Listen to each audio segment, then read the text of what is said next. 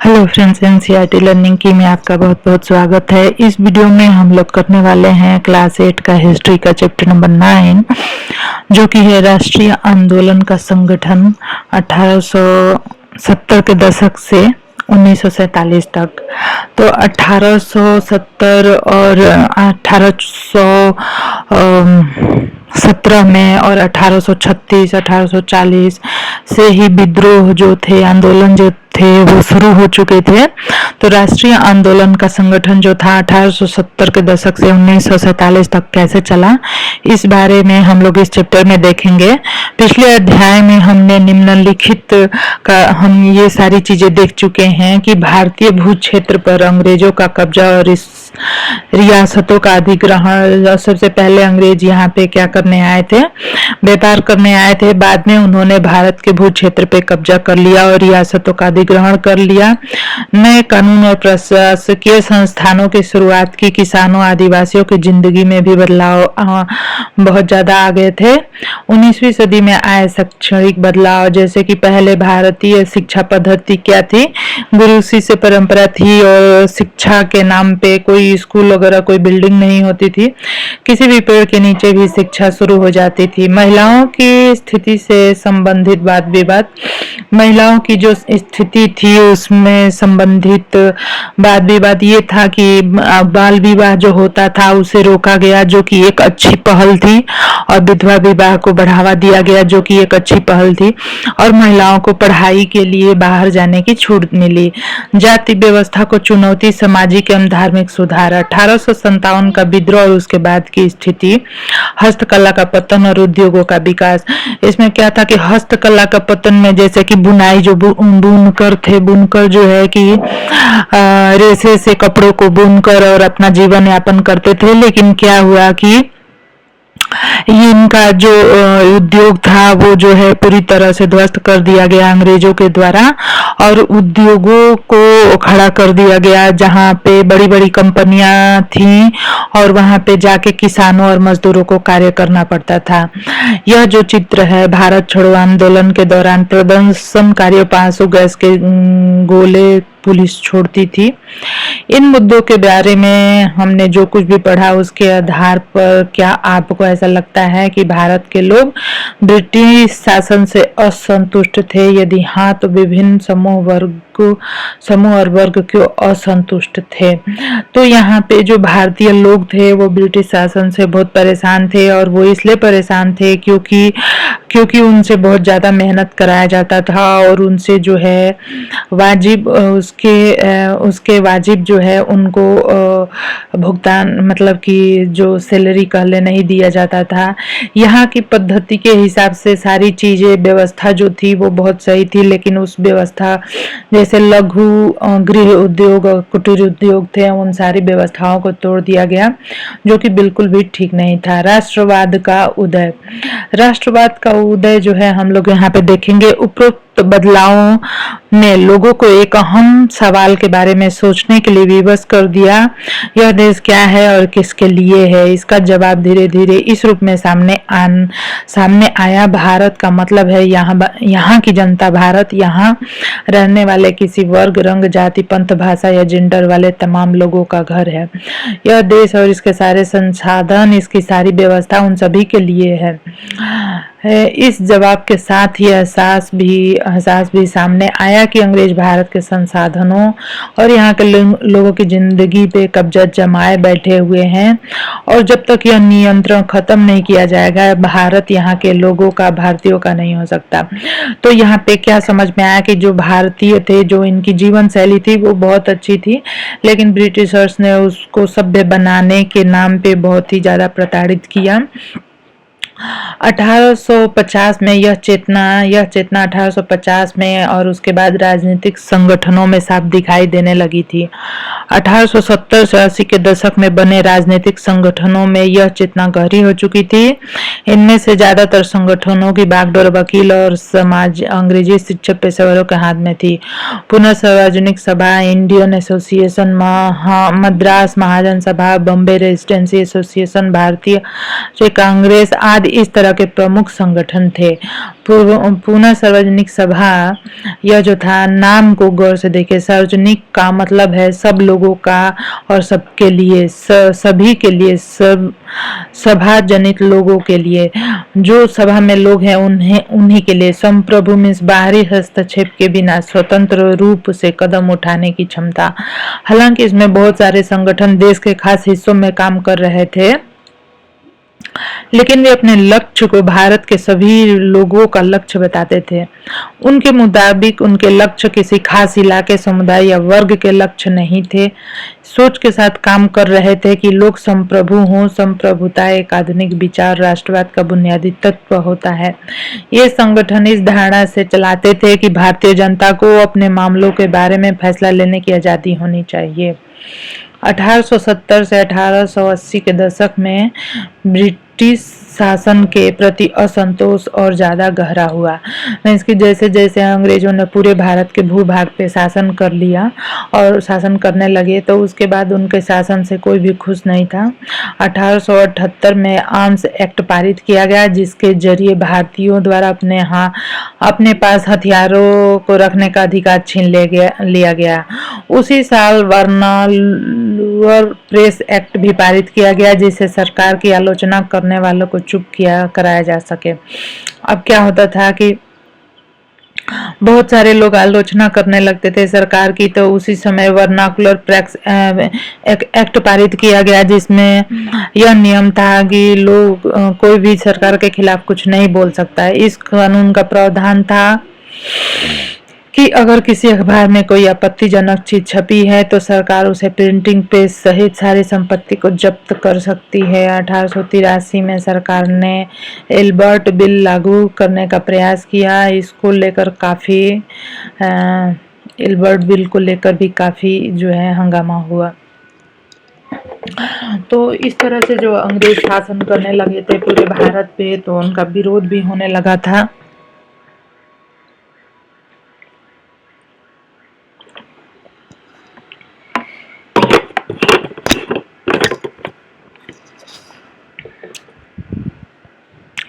क्योंकि उससे कोई भी खुश नहीं था। इस विधेयक में प्रावधान किया गया था कि भारतीय न्यायाधीश भी ब्रिटिश या यूरोपीय व्यक्तियों पर मुकदमे चला सकते हैं, ताकि भारत में काम करने वाले अंग्रेज और भारतीय न्यायाधीशों के बीच समानता स्थापित की जा सके। जब अंग्रेजों के विरोध की वजह से सरकार ने यह विधेयक वापस ले लिया, भारतीयों ने इस बात का काफी विरोध किया। इस घटना से भारत में अंग्रेजों के असली रवैये का पता चला था।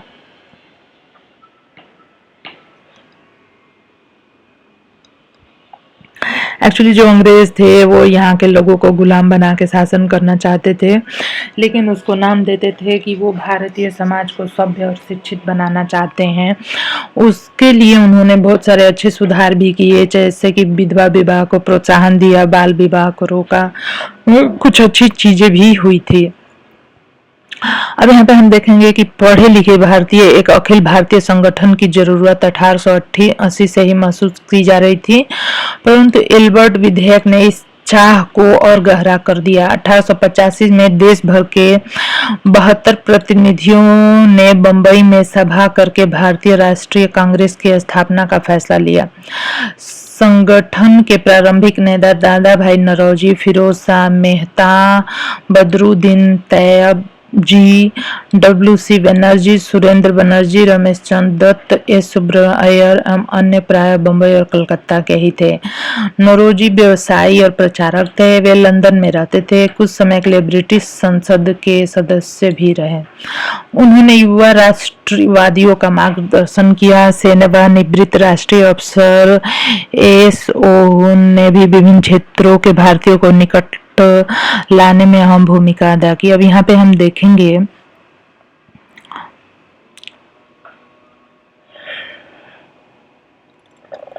जो कांग्रेस थी वो किसके पक्ष में बोलना चाह रही थी। जनवरी 1886 में द इंडियन मिरर नामक अखबार ने लिखा, मुंबई में आयोजित प्रथम राष्ट्रीय कांग्रेस हमारे देश की भावी संसद का केंद्र है और यह हमारे देशवासियों के लिए अकल्पनीय रूप से लाभकारी परिणामों को जन्म देगी।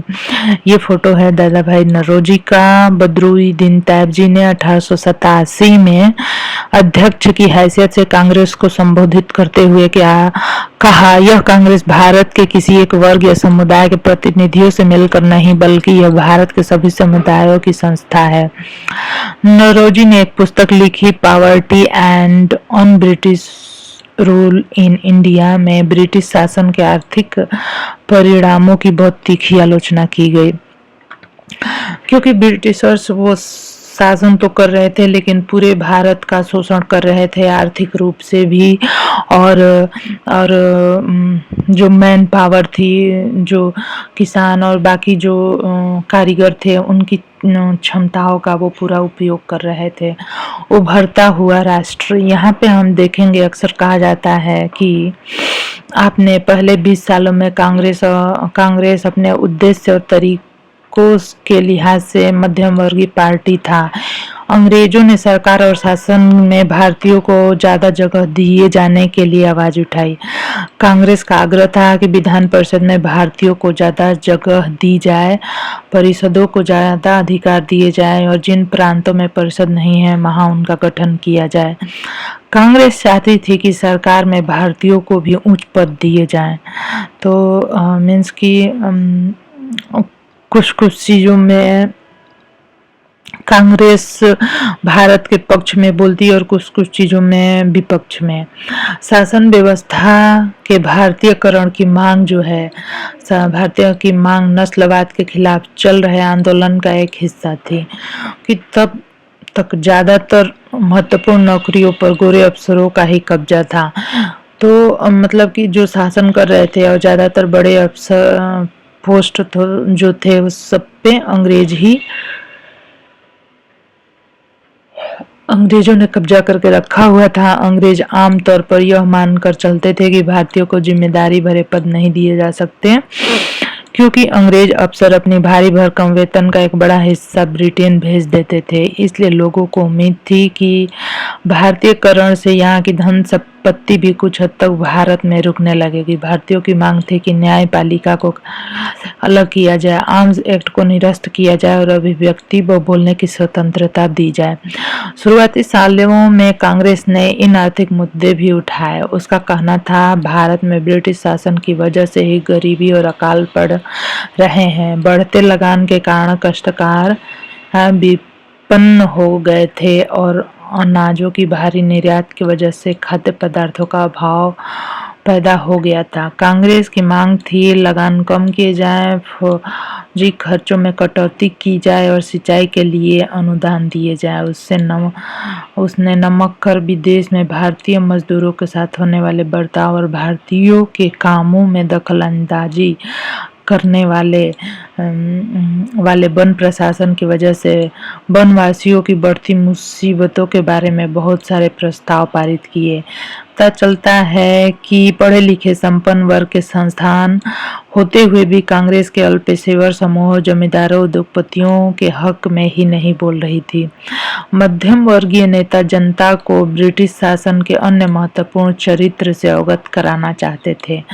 उन्होंने अखबार निकाले, लेख लिखे, यह साबित करने का प्रयास किया कि ब्रिटिश शासन देश को आर्थिक तबाही की ओर ले जा रहा है।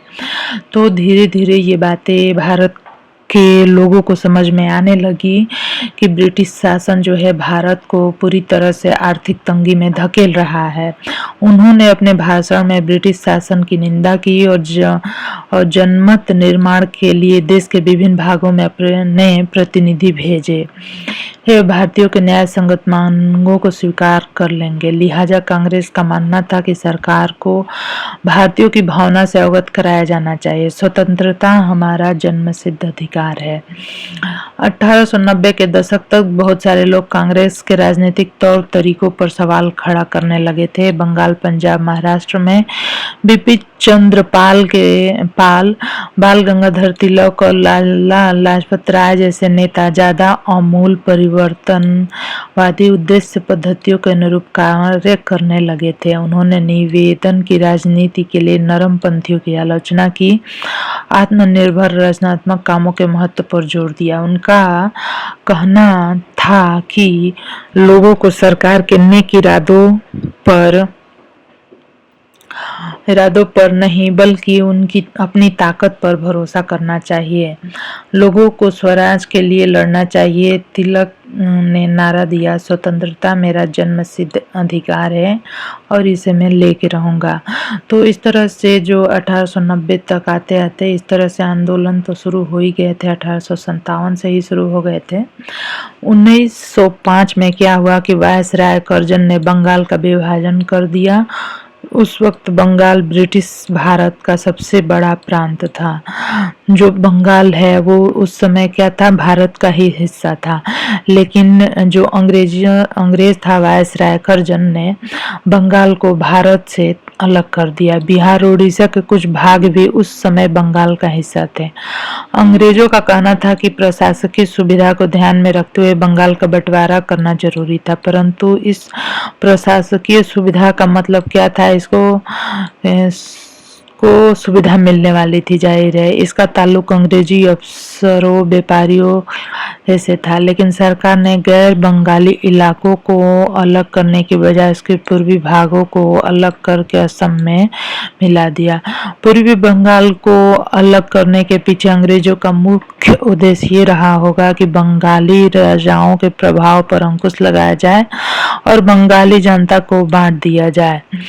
बंगाल के विभाजन से देश भर में गुस्से की लहर फैल गई। मध्यम वर्गीय अमूल परिवर्तनवादी कांग्रेस के सभी धड़ों ने इसका विरोध किया। विशाल जनसभाओं का आयोजन किया गया, जुलूस निकाले गए, जन प्रतिरोध के नए नए रास्ते ढूंढे गए। जो संघर्ष उपजा उसे स्वदेशी आंदोलन के नाम से जाना। यह आंदोलन बंगाल में सबसे ताकतवर था, परंतु अन्य इलाकों में भी इसकी भारी अनुगूंज सुनाई दी। उदाहरण के लिए आंध्र के डेल्टा इलाके में इसे वंदे मातरम आंदोलन के नाम से जाना जाता था। मतलब कि देश के अलग अलग इलाकों में अलग अलग नाम से क्या हो रहे थे, आंदोलन हो रहे थे। ये हैं लाला लाजपत राय, पंजाब के जाने माने राष्ट्रविदों में से थे। यह आजीविका और निवेदनों की राजनीति का विरोध करने वाले और आमूल परिवर्तन अधिक एक प्रमुख नेता थे। वह आर्य समाज के भी सक्रिय सदस्य थे। स्वदेशी आंदोलन ने ब्रिटिश शासन का विरोध किया। जो देश के लोग थे और उनका जो आंदोलन था इसलिए था कि ब्रिटिशर्स यहाँ से शासन छोड़ के चले जाएं। स्वयं सहायता, स्वदेशी उद्यमों, राष्ट्रीय शिक्षा और भारतीय भाषा के उपयोग को बढ़ावा दिया। स्वराज के लिए अमूल वादी ने जनता को लामबंद करने और ब्रिटिश संस्थानों और वस्तुओं को बहिष्कार पर जोर दिया। ब्रिटिश शासन को उखाड़ फेंकने के लिए क्रांतिकारी हिंसा के समर्थक बने। 20वीं शताब्दी के प्रारंभिक दशक में कई दूसरी महत्वपूर्ण घटनाएं भी घटी। 1906 में मुसलमान जमींदारों और नवाबों के एक समूह ने ढाका में ऑल इंडिया मुस्लिम लीग का गठन किया। ऑल इंडिया मुस्लिम लीग में ये था कि लीग ने बंगाल विभाजन का समर्थन किया। लीग की मांग थी कि मुसलमानों के लिए अलग निर्वाचिका की व्यवस्था की जाए। अलग निर्वाचन 1909 में सरकार ने यह मान ली। अब परिषदों में कुछ सीटें मुसलमान उम्मीदवारों के लिए आरक्षित कर दी गई, जिन्हें मुस्लिम द्वारा ही चुनकर भेजा जाता था जाना था। इससे राजनेताओं में अपने धार्मिक समुदाय के लोगों को अपना राजनीतिक समर्थक बनाने का लालच पैदा हो गया। 1907 में कांग्रेस टूट गई। मध्यम वर्गीय धड़ा बहिष्कार की राजनीति के विरुद्ध था। इन लोगों का मानना था इसके लिए बल प्रयोग की आवश्यकता होती थी, जो कि सही नहीं है। संगठन टूटने के बाद कांग्रेस पर मध्यम वर्गीय का दबदबा बन गया ताकि तिलक के अनुयायी बाहर से काम करने लगे। दिसंबर 1915 में दोनों खेमे में एक बार फिर एकता स्थापित हुई। अगले साल कांग्रेस ऐतिहासिक लखनऊ समझौते पर दस्तखत हुए। दोनों संगठनों ने देश में प्रतिनिधि सरकार के गठन के लिए मिलकर काम करने का फैसला किया। जन राष्ट्रवाद का उदय। 1919 के बाद अंग्रेजों के खिलाफ चल रहा संघर्ष धीरे धीरे एक जन आंदोलन में तब्दील होने लगा। किसान, आदिवासी, विद्यार्थी, महिलाएं बड़ी संख्या में इस आंदोलन से जुड़ते गए। कई बार औद्योगिक मजदूरों ने भी आंदोलन में योगदान दिया। 20 के दशक से कुछ खास व्यावसायिक समूह भी कांग्रेस को सक्रिय समर्थन देने लगे।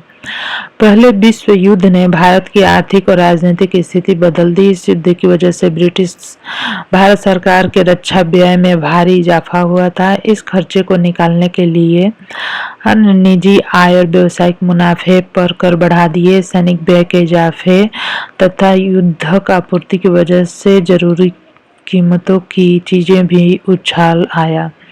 आम लोगों की जिंदगी मुश्किल होती गई। दूसरी ओर व्यावसायिक समूह युद्ध से बेहिसाब मुनाफा कमा रहे थे, जैसा कि हम लोगों ने अध्याय 7 में पढ़ा। युद्ध ने अंग्रेजों को अपनी सेना बढ़ाने के लिए विवश किया। एक विदेशी युद्ध की खातिर गांवों में सिपाहियों की भर्ती के लिए दबाव डाला जाने लगा। बहुत सारे सिपाहियों को दूसरे देश में युद्ध के मोर्चों पर भेज दिया गया। इनमें से बहुत सारे सिपाही युद्ध के बाद साझेदारी लेकर लौटे कि साम्राज्यवादी शक्तियां ऐसे अफ्रीका के लोगों का किस तरह शोषण कर रही हैं। फलस्वरूप ये लोग भी शासन में औपनिवेशिक शासन का विरोध करने लगे। इसके अलावा 1917 में रूस में क्रांति हुई। इस घटना के चलते किसानों और मजदूरों के बीच भी संघर्ष जो है क्या हुआ, बढ़ गया।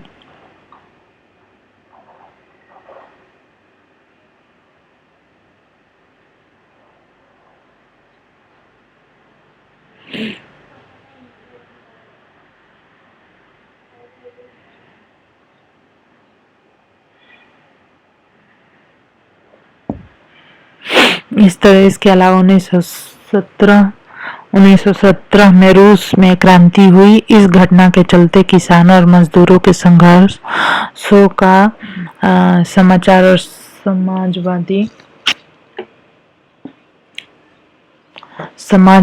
समाजवादी विचार बड़े पैमाने पर फैलने लगे, जिसे भारतीय राष्ट्रीयों को नई प्रेरणा मिलने लगी।